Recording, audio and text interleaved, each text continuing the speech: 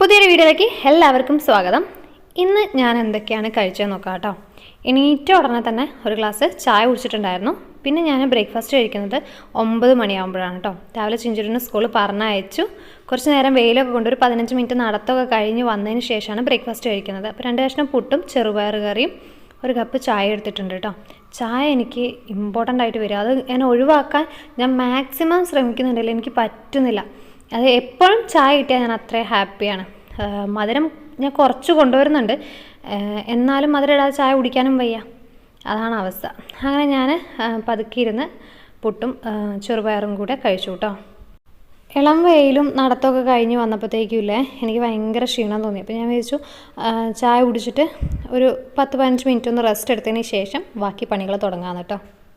അങ്ങനെ റെസ്റ്റും അടിച്ചുവാരലും എല്ലാം കഴിഞ്ഞ് ഒരു 11 മണിയാകുമ്പോഴത്തേക്കും എനിക്ക് വിശക്കാൻ തുടങ്ങിയിട്ടോ. ഇപ്പോൾ ഭയങ്കര വിശപ്പാണ്, എങ്ങനെ എന്തെങ്കിലും കഴിച്ചുകൊണ്ടേ ഇരിക്കണം. അതിനിടയ്ക്ക് ഞാൻ കഞ്ഞിവെള്ളം ഉപ്പിട്ട് കുടിച്ചിട്ടുണ്ടായിരുന്നു, വെള്ളം കുടിക്കുന്നുണ്ട് കേട്ടോ നല്ലപോലെ. അങ്ങനെ 2 ബ്രെഡ് എടുത്ത് ഞാൻ നെയ്യിൽ പൊരിച്ചെടുത്തു. പിന്നെ മുട്ട എനിക്ക് പുഴുങ്ങി കഴിക്കുന്നതിനെക്കാട്ടിലും ഇഷ്ടം ഇങ്ങനെ പുൽസാക്കി കഴിക്കുകയാണെങ്കിൽ ഒന്നും കൂടി ഇഷ്ടമാണ്. അപ്പം ഞാൻ 2 ബ്രെഡിൻ്റെ കൂടെ നടുക്ക് നമ്മൾ സാൻഡ്വിച്ച് പോലെ ആക്കൂലേ, അങ്ങനെ ആക്കി കഴിക്കാമെന്ന് വിചാരിച്ചു കേട്ടോ.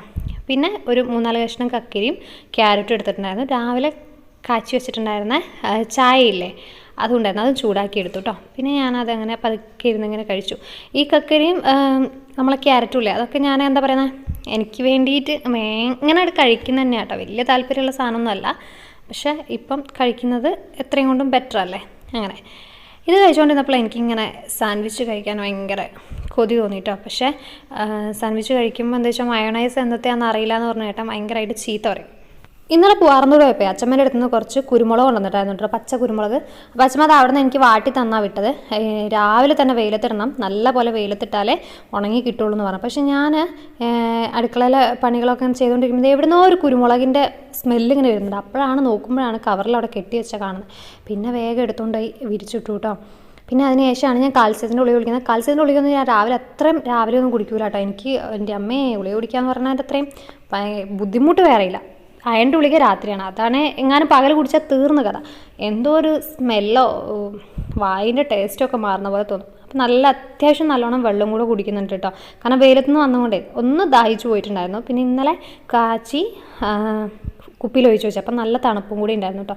ഇനി ഒരു കുഞ്ച വാങ്ങി വെക്കണം, അതിലാകുമ്പോൾ നല്ല തണുത്ത വെള്ളം കുടിക്കാമല്ലോ. അങ്ങനെ അതൊക്കെ കഴിഞ്ഞ് ഒരു 12:30 ആയപ്പോഴത്തേക്കും ചോറും കറിയൊക്കെ ഞാൻ സെറ്റാക്കി വെച്ചു കേട്ടോ. അപ്പോൾ എനിക്കിങ്ങനെ തണുത്ത എന്തെങ്കിലും കഴിക്കണം തോന്നിയപ്പോൾ നോക്കിയപ്പോൾ ചാമ്പയ്ക്ക ഉണ്ട്. നല്ല അച്ഛമ്മേൻ്റെ അടുത്ത് കൊണ്ടുവന്നാൽ ഞാൻ അവിടെ നിന്ന് തന്നെ അത്യാവശ്യം നല്ല പോലെ കഴിച്ചിട്ടാണ് വന്നിട്ടുള്ളത്. പോരുമ്പോൾ ഞാൻ കൊണ്ടുവരും ചെയ്തിട്ട് ഒരു ചെറിയ ചാമ്പക്ക മരത്തുമ്പോൾ നിറച്ച് ഇതുപോലെ ചുമന്ന് കിടക്കുക, കണ്ടാൽ സഹിക്കുക. പക്ഷെ എനിക്ക് ആദ്യമൊന്നും അത്ര ഇഷ്ടമില്ലായിരുന്നു. ഇപ്രാവശ്യം എന്താണെന്ന് അറിയില്ല, ഭയങ്കര കൊതി ചാമ്പയ്ക്കുണ്ട്. എത്ര തിന്നിട്ടും എനിക്കത് അങ്ങോട്ട് മതിയാവുന്നില്ല. പിന്നെ ചാമ്പയ്ക്കല്ല, അത് കുറച്ച് തിന്നുമ്പോഴത്തേ നമുക്ക് വയറിങ്ങനെ നല്ലപോലെ നിറയുമല്ലോ. പിന്നെ ഇങ്ങനെ തിന്നുകൊണ്ടിരിക്കാൻ തോന്നും കേട്ടോ. പണ്ട് ഇത് ഇങ്ങനെ നടു പൊട്ടിച്ചിട്ട് ഉപ്പും കാന്താരിമുളകും കൂടെ വെച്ച് അടയ്ക്കും, എന്നിട്ട് ഫുള്ളായിട്ട് വായിലിട്ട് കടിച്ച് തന്നെയായിരുന്നു. ഇത് വലിയ വലിപ്പമുണ്ടായി കൂടെ ഒരുമിച്ച് വായിൽ കൊള്ളൂല, അതുകൊണ്ട് കഷ്ണം എടുത്തൊരു കാന്താരിമുളകും കൂടെ കൂട്ടി കഴിച്ചു കേട്ടോ. കാന്താരിമുളക് ഇപ്പോൾ എല്ലാവരും പറയും അങ്ങനെ കഴിക്കല്ലേ എന്നോട് പറയുന്നതുകൊണ്ട് ഞാൻ അധികം അങ്ങ് കഴിക്കാറില്ല. എന്നാലും കാന്താരിമുളകിൻ്റെ ടേസ്റ്റില്ലേ അതെനിക്ക് ഭയങ്കര ഇഷ്ടമാണ്. അങ്ങനെ ഞാനത് പതുക്കെ ഇരുന്ന് ഉപ്പും മുളകും ഒക്കെ കൂട്ടി ഇങ്ങനെ കഴിച്ചുകൊണ്ടിരുന്നു കേട്ടോ. എന്തൊരു ടേസ്റ്റ്, അത് കഴിച്ചാലും ഇങ്ങനെ മതിയാവുന്നില്ല. ഉച്ചഭക്ഷണം കഴിക്കുന്നതിന് മുന്നേ താളി എണ്ണ വെച്ചൊരു കുളിയും കൂടെ അങ്ങ് കഴിഞ്ഞാൽ ഇന്നത്തെ പരിപാടി അങ്ങ് കഴിഞ്ഞു കേട്ടോ. അപ്പോൾ ഞാൻ കുറച്ച് ചെമ്പരത്തിൻ്റെ ഇല ഒരു മിക്സിൻ്റെ ജാറിലായിട്ട് കൊടുത്തിട്ട് കുറച്ച് വെള്ളം കൂടെ ഒഴിച്ച് നല്ലപോലെ ഒന്ന് അരച്ചെടുക്കുന്നുണ്ട്. താളിയും എണ്ണയൊക്കെ തേച്ച് കുളിക്കുന്നൊരു ദിവസമാണ് ഏകദേശം കുളി കഴിഞ്ഞ് വരുമ്പോഴത്തേക്ക് ഒരു 1.5 മണിക്കൂർ പിടിക്കും. ഇതൊക്കെ നമ്മൾ തലയിൽ അപ്ലൈ ചെയ്ത് തലയിൽ പിടിക്കുന്നവർ മേല് പിടിക്കുന്നവരൊക്കെ വെയിറ്റ് ചെയ്യണമല്ലോ. അപ്പോൾ ഞാൻ വെച്ചൊരു പഴം കൂടെ കഴിച്ചിട്ട് കുളിക്കാൻ കയറാമെന്ന് കേട്ടോ. അല്ലെങ്കിൽ വിശന്ന് കഴിഞ്ഞിട്ടുണ്ടെങ്കിൽ എനിക്കിങ്ങനെ മേലിങ്ങനെ വിറയ്ക്കും. അപ്പോൾ ഞാൻ ഡോക്ടറോട് പറഞ്ഞപ്പോൾ ഡോക്ടർ പറഞ്ഞതെന്ന് വെച്ചാൽ 3 മാസം നമ്മൾ പട്ടിണി കിടന്നതല്ല, ഇനി നല്ലപോലെ ഭക്ഷണം കഴിക്കാൻ പറ്റുന്ന തന്നെ ഭാഗ്യം എന്ന് വിചാരിക്കുന്നു പറഞ്ഞു. അങ്ങനെ അരച്ചെടുത്ത് താളി ഒരു പാത്രത്തിലേക്ക് അരിച്ചെടുത്തിട്ടുണ്ട് കേട്ടോ. ഇനി അതിലേക്ക് റോസ്മേരി എസൻഷ്യൽ ഓയിൽ ഒരു 3 ഡ്രോപ്സ് ഒറ്റിച്ച് കൊടുക്കാം കേട്ടോ. ഇപ്പോൾ ഇല്ല, എനിക്ക് മുടി ഭയങ്കരമായിട്ട് കൊഴിഞ്ഞു പോകുന്നുണ്ട്. ഈ ഒരു സമയത്തിൽ നമുക്ക് ഹോർമോൺ ചേഞ്ചസ് കാരണം ചിലവർക്ക് മുടി നല്ലപോലെ കൊഴിഞ്ഞു പോവും, ചിലർക്ക് നല്ലപോലെ മുടി ഉണ്ടാവും കേട്ടോ. എൻ്റെ ഫസ്റ്റ് പ്രഗ്നൻസിയിൽ എനിക്ക് നല്ലപോലെ തിക്കായിട്ട് മുടി ഉണ്ടായതാണ്.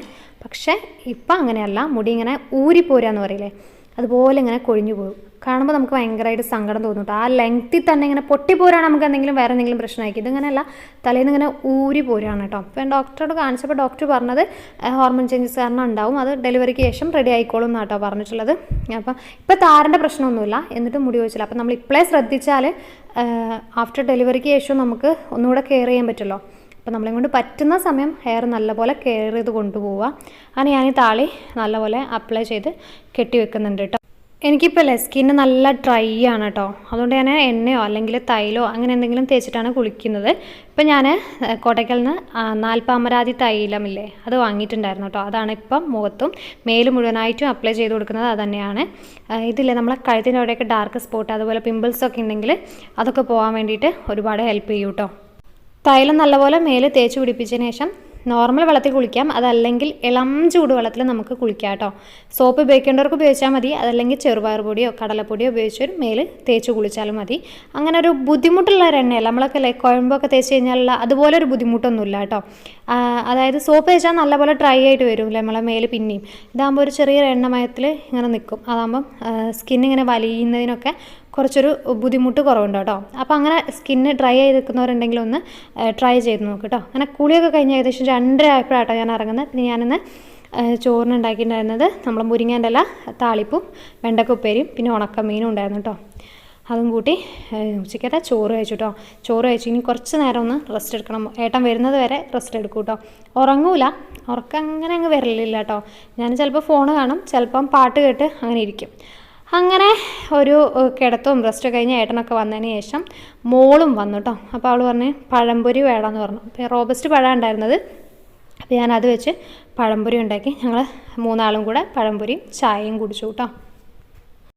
പിന്നെ രാത്രി 8:30 ആയപ്പം ചോറും നമ്മളെ ഉച്ചയ്ക്കത്തെ മുരിങ്ങേൻ്റെ ഇല താളിപ്പും കുറച്ച് ബീഫ് കറി ഉണ്ടായിരുന്നു കേട്ടോ. ബീഫ് കറി കുറച്ച് ബീഫ് ഉണ്ടായിരുന്നു, ഞാനത് കറിയാക്കിയിട്ടുണ്ടായിരുന്നു ചപ്പാത്തി കൂട്ടാൻ വേണ്ടി ഏട്ടന്. അപ്പോൾ അതും കൂട്ടി ചോറ് കഴിച്ചു കേട്ടോ. അപ്പോൾ ഇത്രയേ ഉള്ളൂ ഇന്നത്തെ വീഡിയോ എന്ന് പറയുന്നത്. പിന്നെ ഒരു ദിവസം ഞാൻ രാത്രിക്കത്തെ ഫുൾ ഭക്ഷണം കാണിക്കാം കേട്ടോ, ഞാൻ എങ്ങനെയാണ് ഉറങ്ങാത്തൊരു ദിവസം ഉണ്ടാവുക എന്നുള്ളത്. അപ്പോൾ ഇത്രയേ ഉള്ളൂ. താങ്ക്